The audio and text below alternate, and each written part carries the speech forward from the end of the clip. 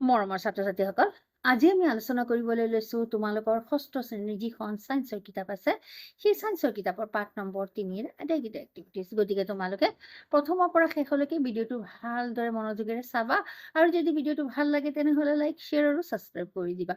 তো যিসকলে মোৰ চেনেলটো ছাবস্ক্ৰাইব কৰিছা তেখেতসকলৰ কাৰণে অশেষ অশেষ ধন্যবাদ। আৰু যোনে মোৰ চেনেলটো ছাবস্ক্ৰাইব কৰা নাই, নতুনকৈ আহিছা তেখেতসকলৰ কাৰণে মই চেনেলটো ছাবস্ক্ৰাইব কৰাৰ অনুৰোধ থাকিল।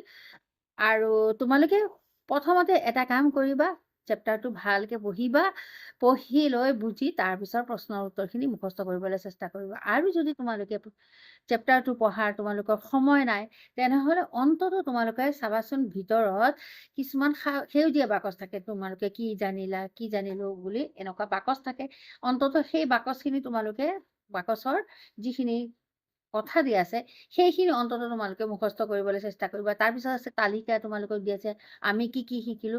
এইখিনি অন্ততঃ তোমালোকে পঢ়িবা আৰু এইখিনি অন্ততঃ তোমালোকে মুখস্থ কৰিবলৈ চেষ্টা কৰিবা বা বুজিবলৈ চেষ্টা কৰিবা। তাৰপিছত গৈ তোমালোকে প্ৰশ্নৰ উত্তৰখিনি চাবা। তো একেবাৰে তোমালোকে যদি ডাইৰেক্ট গৈ প্ৰশ্নৰ উত্তৰখিনি তোমালোকে মুখস্থ কৰিবলৈ যোৱা, তেনেহ'লে মুখস্থটো হ'ব পাৰে, কিন্তু তোমালোকে লাহে লাহে সোনকালে সোনকালে পাহৰি যাব পাৰা। গতিকে সেইখিনি নকৰি তোমালোকে অনুশীলনী ১ নম্বৰ প্ৰশ্ন আমাক কি দিছে যে তলত দিয়া সমূহৰ পৰা অমিল বস্তুবিধ উলিওৱা আৰু ইয়াৰ কাৰণ দৰ্শোৱাত। আমাক কি কৰিছে, অমিল বস্তুটো ওলাবলৈ দিছে আৰু কাৰণো দৰ্শাবলৈ কৈছে কিহৰ কাৰণে অমিল। তো ইয়াৰ প্ৰশ্নৰ উত্তৰটো তোমালোকে এনেকে লিখিবা। তো প্ৰশ্ন দিছে যে জোৱাৰ, বজ্ৰা, কণী ধান আৰু বুট। তাৰপিছত বি নম্বৰটো দিছে যে ৰাজমাহ, বুট, চয়াবিন আৰু চাউল। ইয়াৰ মাজত কোনটো অমিল? তো ইয়াৰ মাজত আমি কোনটো অমিল দেখিছো যে বুট। কাৰণ জোৱাৰ, বজ্ৰা, কণী ধান আদি হৈছে মিলেটৰ কিছুমান প্ৰজাতি আৰু বুট হৈছে কি মাহ জাতীয় প্ৰজাতি। তাৰপিছত বি নম্বৰটো কি আছিলে? ৰাজমাহ, বুট, চয়াবিন আৰু চাউল। তাৰ মাজত কি আছে? চাউলটো হ'ল অমিল আৰু গোটেইখিনি ইয়াৰ ৰাজমাহ, বুট, চয়াবিন এই তিনিটা মিল আছে। তো কাৰণ ৰাজমাহ, বুট, চয়াবিন আদি হৈছে প্ৰটিনৰ উৎস আৰু চাউল হৈছে কাৰ্বহাইড্ৰেটৰ উৎস। তাৰপিছৰ প্ৰশ্নটো দিছে যে আমাৰ ভাৰতবৰ্ষৰ পুৰণি আৰু আধুনিক ৰন্ধন প্ৰণালীৰ তুলনা কৰা। তো ইয়াৰ প্ৰশ্নৰ উত্তৰটো তোমালোকে প্ৰথমতে এনেকৈ লিখিবা, ভাৰতবৰ্ষৰ পুৰণি ৰন্ধন। তাৰপিছত তোমালোকে ইয়াত কি কৰিবা, এটা লাষ্ট আনি দিবা, ভাগ কৰি ল'বা, দুটা ভাগ। এটা ভাৰতবৰ্ষৰ পুৰণি ৰন্ধন আৰু ভাৰতবৰ্ষৰ আধুনিক ৰন্ধন প্ৰণালী। তো তোমালোকে দুটা ভাগ কৰি লৈ তাৰপিছৰ টপিকখিনি লিখি ল'বা। তো প্ৰথম টপিকটো লিখিবা যে ভাৰতবৰ্ষৰ পুৰণি ৰন্ধন প্ৰণালী কেনেকুৱা আছিল? মাটিৰ চৌকাত মাটি বা পিতলৰ পাত্ৰ ব্যৱহাৰ কৰি ৰন্ধন কাৰ্য কৰা হৈছিল। কিন্তু এতিয়া আজিকালি কেনেকুৱা হৈছে, বৰ্তমান ৰন্ধনৰ সঁজুলি যেনে গেছ ষ্টভ আছে, অভেন আছে, এয়াৰ ফ্ৰায়াৰ আছে আদি ব্যৱহাৰ কৰা হয়। তাৰপিছত ২ নম্বৰটো, খোৱা বস্তু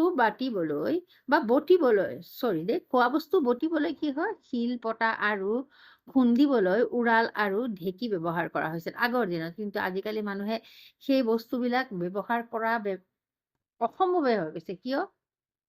আজিকালি মানুহৰ মেইন কথা হ'ল সময় নাই। আৰু মানুহৰ গাতো ইমান এটা শক্তি নাই। আগৰ দিনৰ মানুহ কি হৈছিল, জইণ্ট ফেমিলি আছিল, মানে যৌথ পৰিয়াল আছিল। সেইকাৰণে যৌথ পৰিয়াল থকাৰ কাৰণে এজনে নহয় এজনে কি কৰিছিল, ৰান্ধিছিল, এজনে এইটো বস্তু কাম কৰিছিল, সেইজনে এইটো কাম কৰিছিল, ঘৰৰ সকলোৱে মানে মিলিজুলি কাম কৰিছিল। আজিকালি কি হয়, একক পৰিয়াল, বেছিভাগে একক পৰিয়াল। গতিকে সেইবিলাক বস্তু আজিকালি সময়ে নহয়। এজন মানুহে গোটেইখিনি কাম কৰি এইখিনি যে শিল পতা আৰু খুন্দিবলৈ আৰু উৰালত ঢেঁকীত ব্যৱহাৰ কৰিবলৈ সময় নাই। সেইকাৰণে আজিকালি কি হৈছে, বৰ্তমান বৈদ্যুতিক গ্ৰাইণ্ডাৰ ব্যৱহাৰ কৰি আমি কি কৰোঁ, বস্তুখিনি গুড়া কৰোঁ, পিঠাগুড়ি খুন্দো, যেনেকে আমি মছলাবিলাক পিছোঁ বা পিঁয়াজ নহৰুবিলাক যেনেকে আমি চিকেন বনালে বা মটন বনালে কি কৰোঁ, আমি গোটেইখিনি গ্ৰাইণ্ডাৰ ব্যৱহাৰ কৰি আমি কি হ'ল, আমাৰ সময় নাই আৰু ইমান টাইমো নাই আৰু আমাৰ গাটো ইমান আৰু আজিকালি মানুহৰ ঘৰত এইবিলাক বস্তুও পোৱা নাযায়। ধৰা আমিতো দেখিছো, কিছুমানেতো তোমালোকে আজিকালিতো উৰাল বা শিলপতা কি বস্তু তোমালোকে নাজানাই, দেখাই নাই। ঘৰত যদি নাথাকে তেনেহ'লে তোমালোকে কেনেকে দেখিবা? ঠিক নহয়? এতিয়া চোৱা ৩ নম্বৰ প্ৰশ্নটো। তো ৩ নম্বৰ প্ৰশ্ন দিছে যে সকলো সোৱাদযুক্ত খাদ্য পুষ্টিকৰ নহয় আৰু সকলো পুষ্টিকৰ খাদ্য সোৱাদযুক্ত নহয়, আলোচনা কৰা। তো ইয়াৰ উত্তৰটো তোমালোকে প্ৰথমতে এনেকুৱা লিখিবা যে সকলো সোৱাদযুক্ত খাদ্য পুষ্টিকৰ নহয় আৰু সকলো পুষ্টিকৰ খাদ্যই সোৱাদযুক্ত নহয়। উদাহৰণস্বৰূপে আলুৰ চিপছ আৰু জাংক ফুড সোৱাদ ভাল যদিও আমাৰ স্বাস্থ্যৰ বাবে ক্ষতিকাৰক। যেনেকে তোমালোকে আজিকালিতো বেছিভাগে এইবিলাক খাবলৈ আৰম্ভ কৰিছা, যেনেকে চিপছ বা তোমালোকৰ এই চিকেনবিলাক কি কৰে, এই চিকেন ফ্ৰাই, তাৰপিছত এইবিলাক মানে জাংক ফুডবিলাক, যেনে ম'ম'টো খালে বেছি হেৰি নহয়, কিন্তু ম'ম'টো বইল যিহেতু থাকে সেইকাৰণে, কিন্তু আটা ময়দাৰ বস্তু বেছি খালেও কি হয়, ক্ষতিকাৰক হয়। সেইকাৰণে তোমালোকে যে এই মেগী খোৱা, চাও খোৱা, এইবিলাক বস্তু কি হয়, খাবলৈ ভাল লাগে, সোৱাদযুক্ত, কিন্তু আমাৰ শৰীৰৰ পক্ষে খুবেই ক্ষতিকাৰক। এইবিলাক বস্তু খালে আমাৰ দেহত নানা ধৰণৰ বেমাৰ আজাৰ হয়। সেইকাৰণে এইবিলাক যিমান পাৰা তোমালোকে কি কৰিবা, এভইড কৰি চলিবা। ঘৰত যেনে মায়ে বনোৱা দালি, ভাত, শাক পাচলি এইবিলাক খাবা, একো বেমাৰ আজাৰ নহ'ব। আনহাতে চোৱা, তিতা কেৰেলা, পালঙৰ দৰে শাক পাচলি ভিটামিন আৰু খনিজ পদাৰ্থৰে সমৃদ্ধ পুষ্টিকৰ খাদ্য যদিও ইয়াৰ সোৱাদ ভাল নহ'ব পাৰে। যেনেকে তিতা কেৰেলা তোমালোকে ভাজি বনালে বা বইল বনালে খাবলৈ ভাল পোৱা জানো? কিয়, ইয়াত তিতা থাকে, গতিকে ইয়াৰ কোনো সোৱাদ নাথাকে। কিন্তু সেইবিলাক বস্তু খালে, যেনে নিম পাত, তুলসী পাত, এইবিলাক খালে কি হয়, আমাৰ দেহৰ বিভিন্ন ধৰণৰ বেমাৰ আজাৰৰ পৰা আমি কি কৰো, ৰক্ষা পাব পাৰো। কিন্তু তোমালোকে এইবিলাক খাবলৈ, যে আমিও কেতিয়াবা বয়সস্থ কিছুমান মানুহে খাবলৈ ভাল নাপায় এইবিলাক বস্তু। কিছুমান মানুহে খাবলৈ ভাল পায়, কিছুমান মানুহে খাবলৈ, আগৰ দিনৰ মানুহে এইবিলাক বস্তু বেছিকে খাইছিল, সেইকাৰণে সিহঁতৰ দেহাত বিভিন্ন ধৰণৰ বেমাৰো আজাৰো দেখিবলৈ পোৱা নাই।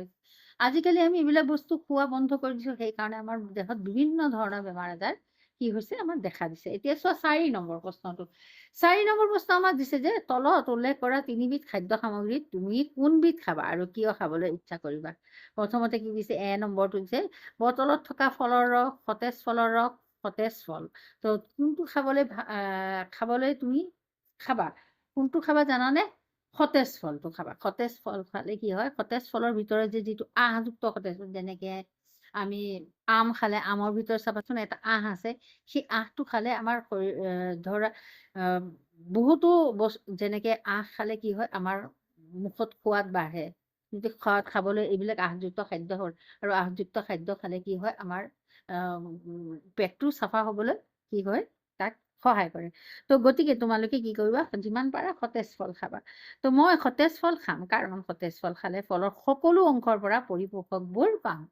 তো সেই প্ৰশ্ন উত্তৰটো তোমালোকে এনেকে লিখিবা যে মই সতেজ ফল খাম, যিহেতু সতেজ ফল খালে আমি ফলৰ সকলো অংশৰ পৰা পৰিপোষকবোৰ পাম। এতিয়া তোমালোকে ধৰা মেংগৰ কিমান বটল পোৱা যায় নহয়, সেইটো খাবাচোন। আৰু সঁচা একেবাৰে বজাৰৰ পৰা কিনি আনি মেংগটো তোমালোকে আমটো খাবাচোন, কেনেকুৱা ভাল লাগিব, কোনটো ভাল লাগিব, তোমালোকে বটলত থকাটো ৰস ভাল লাগিব নে, আম এনে তোমালোকে কাটি ধুনীয়াকে মায়ে যদি কাটি দিয়ে, তেনেহ'লে সেইটো ভাল লাগিব। সেইটোৱে ভাল লাগিব, যিহেতু গছৰ পৰা আনি চাবাচোন, খাবলৈও ভাল লাগে। তো গতিকে চব সময়তো পোৱা নাযায়, কিন্তু তেনেহ'লে তোমালোকে যিমান পাৰা সতেজ ফলটো খাবা। তাৰপিছত চোৱা 5 নম্বৰ আমাক দিছে যে চেনি এবিধ শৰ্কৰাযুক্ত খাদ্য। চেনিত আয়ডিন মিলালে নীলা কলা বৰণৰ নহয়। ইয়াৰ সমৰ্থনত কাৰণ দৰ্শোৱা। তো ইয়াৰ উত্তৰটো তোমালোকে এনেকুৱা লিখিবা যে চেনি এবিধ হ'ল শৰ্কৰাযুক্ত খাদ্য। চেনিত আয়ডিন মিলালে নীলা কলা বৰণৰ নহয়, কাৰণ চেনিত শ্বেতসাৰ নাথাকে। শ্বেতসাৰ থকা বস্তুটো কি হয়, কলা বৰণ হয়। তো নীলা আৰু কলা বৰণ হয়, সেইকাৰণে শ্বেতসাৰ নাই যিহেতু চেনিত, সেইকাৰণে কি হৈছে, নীলা আৰু কলা বৰণৰ হোৱা নাই। তো আয়ডিন কেৱল শ্বেতসাৰৰ সৈতে বিক্ৰিয়া কৰি নীলা কলা বৰণ দিয়ে। তো মানে আয়ডিনে কি হয়, শ্বেতসাৰৰ সৈতে বিক্ৰিয়া কৰি নীলা কলা বৰণ হয়। তাৰপিছত চোৱা 6 নম্বৰ প্ৰশ্ন আমাক দিছে যে মিলেটবোৰক পুষ্টিকৰ খাদ্য হিচাপে গণ্য কৰা হৈছে। আমি কেৱল মিলেট খালে শৰীৰত লাগতিয়াল পুষ্টিসমূহ পামনে, আলোচনা কৰা। তো ইয়াৰ উত্তৰটো তোমালোকে লিখিবা যে মিলেটবোৰ পুষ্টিকৰ খাদ্য হিচাপে গণ্য কৰা হয়, কিন্তু ৰবা মিলাই লৈছো, ৰবা হৈছে নে? মিলেটবোৰ পুষ্টিকৰ খাদ্য হিচাপে গণ্য কৰা হয়, কিন্তু মিলেট খালেই শৰীৰত লাগতিয়াল পুষ্টিকৰসমূহ নাপাওঁ, কাৰণ মিলেটত প্ৰচুৰ পৰিমাণে কাৰ্বহাইড্ৰেট, প্ৰটিন আৰু খনিজ লৱণ থাকে। কিন্তু শৰীৰক সকলো ধৰণৰ ভিটামিন, চৰ্বি আৰু অন্যান্য লাগতিয়াল উপাদানৰ বাবে শাক পাচলি, ফল মূল, দাইল আৰু গাখীৰজাতীয় খাদ্য খোৱাটোৱেই প্ৰয়োজনীয়। তাৰ মানে আমাৰ শৰীৰক সকলো ধৰণৰ খাদ্য আমাৰ প্ৰয়োজন হয়। যেনেকে আমাৰ ভিটামিনো লাগিব, কাৰ্বহাইড্ৰেটো লাগিব, প্ৰটিনো লাগিব, খনিজ লৱণো লাগিব, গোটেইকেইটা আমি আমাৰ শৰীৰে যদি যেতিয়া পায় তেনেহ'লে শৰীৰে গোটেইখিনি কি কৰিব পাৰিব, মানে পুষ্টিকৰ খাদ্য আমি পাম। তো শৰীৰে আমাৰ পুষ্টিকৰ খাদ্য পাব। গতিকে তোমালোকে সকলোবিলাক মিলাই সদায় খাবলৈ চেষ্টা কৰিবা। তাৰপিছত চোৱা ৭ নম্বৰ প্ৰশ্ন। তো এতিয়া চোৱা ৭ নম্বৰ। ৭ নম্বৰত তোমালোকক কিছুমান MCQৰ প্ৰশ্ন দিছে। কেইটা দিছে? 4টা দিছে। তো তলত দিয়া কোনটো ভিটামিন ডিৰ অভাৱত হয়? ভিটামিন ডিৰ অভাৱত কোনটো বেমাৰ? দৃষ্টি শক্তি কমি যোৱা, বেৰি-বেৰি, স্কাৰ্ভি, ৰিকেট। তো কোনটো হ'ব?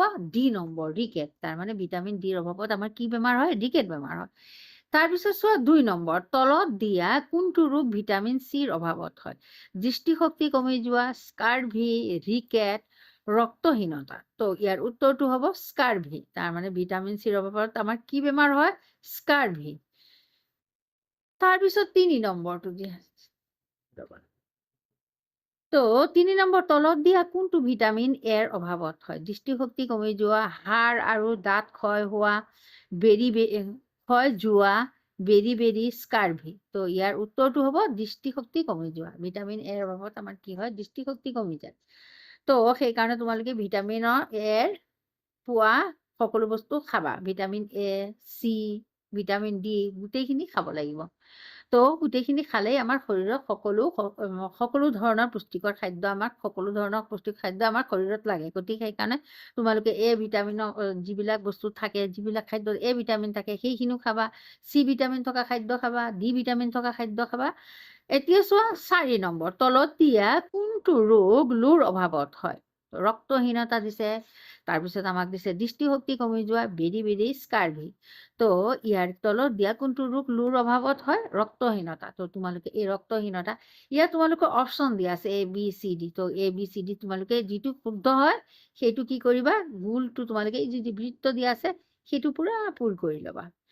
প্ৰথমতে তোমালোকে কাঠ পেঞ্চিলেৰে কৰিবা, তাৰপিছত গৈ কলমেৰে কৰিবলৈ যাবা। কেতিয়াবা কাঠ পেঞ্চিলে কৰিলে, কলমেৰে কৰিলে কি হয়? তোমালোকে ভুল হৈ যাব পাৰে। গতিকে প্ৰথমতে কাঠ পেঞ্চিলেৰে কৰিবা। যদি ভুল হয় আকৌ তোমালোকে শুধৰাব পাৰিবা। কিন্তু যদি তোমালোকে কলমেৰে একেবাৰে কৰি লোৱা, তেনে পৰীক্ষাৰ সময়তো তোমালোকে একেবাৰে ডাইৰেক্ট কলমেৰে নকৰিবা, কাঠ পেঞ্চিলেৰে কৰিবা। তাৰপিছত যদি কেতিয়াবা কি হয়, ভুলবশতঃ তোমালোকৰ প্ৰশ্নৰ উত্তৰটো বুজি নোপোৱা বা কেতিয়াবা তোমালোকৰ অলপ মানে ধৰা পৰীক্ষাৰ এটা হেৰি থাকে নহয়, তেতিয়া তোমালোকে প্ৰশ্নৰ উত্তৰ জানিও তোমালোকে ভুল কৰিব পাৰা। গতিকে তোমালোকে কি কৰিবা? প্ৰথমতে কাঠ পেঞ্চিলেৰে কৰিবা, তাৰপিছত গৈ যেতিয়া আকৌ ৰিচেক কৰিবা তেতিয়া গৈ কলমেৰে কৰি ল'বা। এতিয়া চোৱা 8 নম্বৰ। তলত দিয়া উপাদান সমৃদ্ধ খাদ্যবোৰৰ প্ৰতিটোৰে দুটাকৈ নাম উল্লেখ কৰা। দুটাকৈ নাম উল্লেখ কৰা। স্নেহ পদাৰ্থ, শ্বেতসাৰ, আঁহজাতীয় খাদ্য, প্ৰটিন। তো ইয়াৰ তোমালোকে কি কৰিবলৈ কৈছে? দুটা উদাহৰণ দেখুৱাবলৈ কৈছে। তো 8 নম্বৰ প্ৰশ্নৰ উত্তৰটো তোমালোকে লিখিবা যে স্নেহ পদাৰ্থ দিবা। ইয়াত দিবা আখৰোট আৰু কাজু। কি স্নেহ পদাৰ্থ খাদ্য কি হয়? আখৰোট আৰু কাজু। শ্বেতসাৰ লিখিবা চাউল, আলু। আঁহজাতীয় খাদ্য আলু, মাহজাতীয় খাদ্য মাহজাতীয় শস্য। তাৰপিছত আছে প্ৰটিন হ'ল মাংস, গাখীৰ, কণী, সেইবিলাক লিখি ল'বা। তো তোমালোকৰ 3 নম্বৰ চেপ্টাৰৰ আটাইকেইটা এক্টিভিটিজ মই দিবলৈ চেষ্টা কৰিছো। ইয়াৰ মাজতে তোমালোকে যদি কিবা বুজি পোৱা নাই বা কিবা তোমালোকে খোকোজা লাগিছে আৰু তেনেহ'লে তোমালোকে কমেণ্টৰ জৰিয়তে জনাবা। আৰু যদি তোমালোকে তোমালোকৰ এইটো ভিডিঅ' কেনেকুৱা লাগিল তোমালোকে ইয়াৰ বাবেও তোমালোকে কমেণ্ট কৰি জনাবা। তো আজিৰ ভিডিঅ'টো ইমানতে শেষ কৰিলো। নেক্সট এটা ভিডিঅ'ত আকৌ তোমালোকৰ লগত দেখা হ'ব। তেতিয়ালৈকে তোমালোকে ভালে থাকিবা, সুস্থ থাকিবা। তো বাই বাই।